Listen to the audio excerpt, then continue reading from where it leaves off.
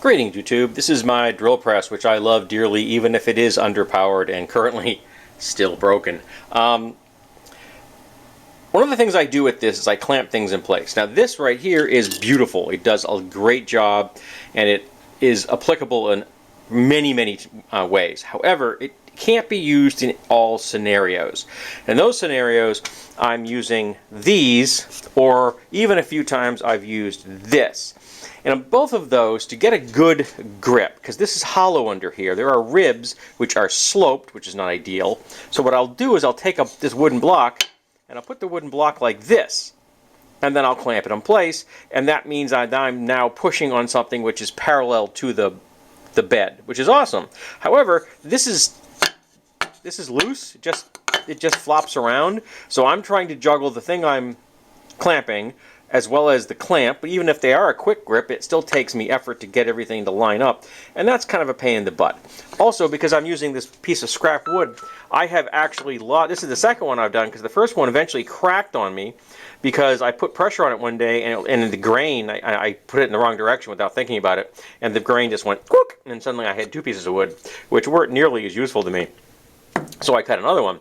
So it occurs to me, what if I get something that doesn't have a grain, and what if I find a way of attaching this to the underside that will just hold itself in place long enough that I can let go of it and then get everything else organized and not have to worry about the block moving on me. So I've got this cutting board, which is just not all that thick, 1/4 inch, maybe a little bit more, which is just your standard kind of kitchen cutting board, you know, Delrin, whatever the heck it is called, or some derivative, something similar to Delrin.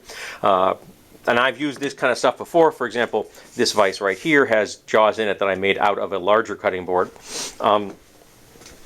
And I'm going to use this, which is roll-out magnetic sheeting. Now, I don't know if this is going to have enough oomph to hold it in place. That is the question. So the first thing I got to do is lay out the size I want, which is the same size as this, because that's a good size, it works for me. And then cut a piece of that that's slightly smaller and attach the two together and then see if it works. Because if it holds itself just enough against this rim here, which is got a square bottom, which is nice, and just one point on the ribbing, which is sloped, all it's got to do is hold itself in place. That's it. If it can support its own weight, we're good.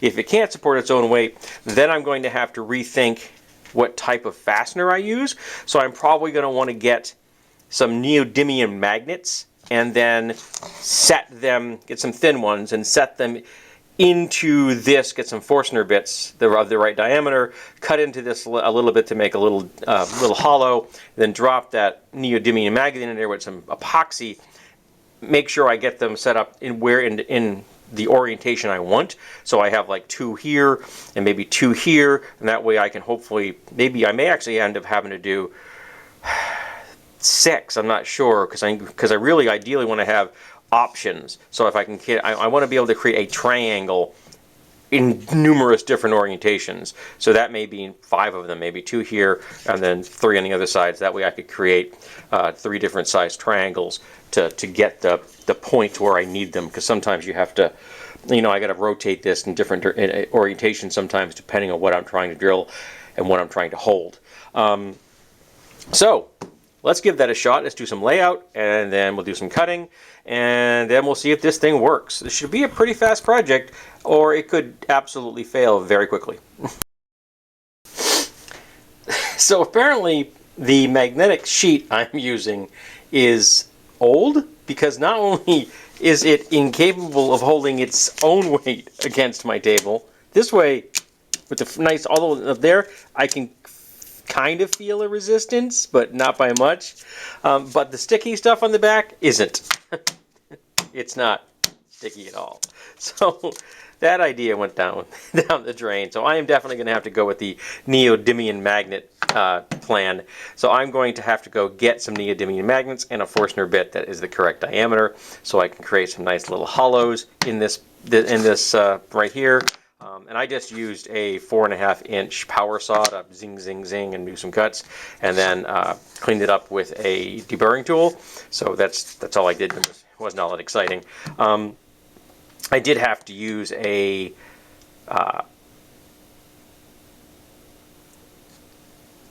I'm blanking on the word. Chisel. Sorry, I blame COVID for that one. I had to use a chisel to clean up the trim that had melted on because it actually got in the way of the second cut. I went to make the second cut, and the saw actually bottomed out on the stuff that was already there from the first cut. So I'm like, well, I got to get that out of the way. But yeah, the chisel cleaned that off, and then I cleaned it up, rest of the way with a deburring tool. So this is cut at least, so it's, you know, that's nice. However, it does not do what I want it to do yet. Get myself some magnets, get a Forstner bit, and then we will come back to this task and look at it again. And hopefully that will be solved. I'll be able to stop at the hardware store today after lunch. Okay, so cut to the next scene, and hopefully I'll have those things for you to look at. So I was able to find some neodymium magnets. Let's turn that right side up.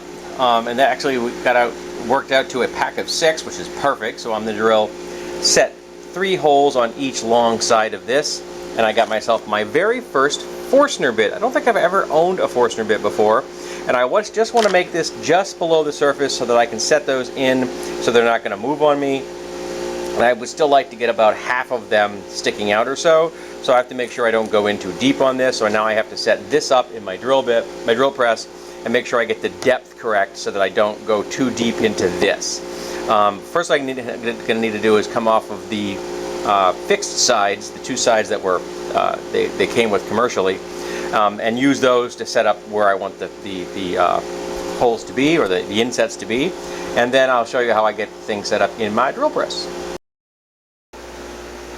Okay, so I've got this clamped in here. I'm having to use this piece of steel as a spacer because my clamp doesn't come down to this far to get a good grip on something this thin.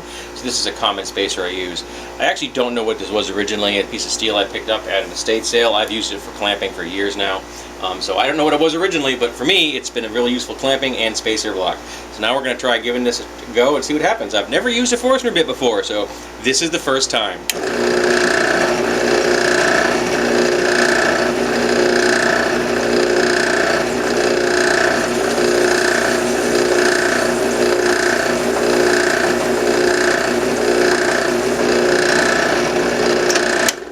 See what this looks like.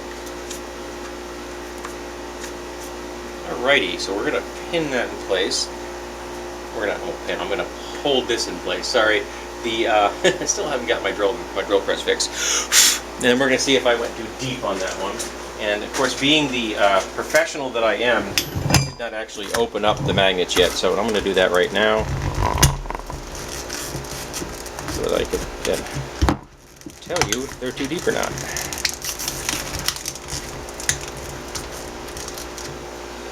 Alright, so the verdict is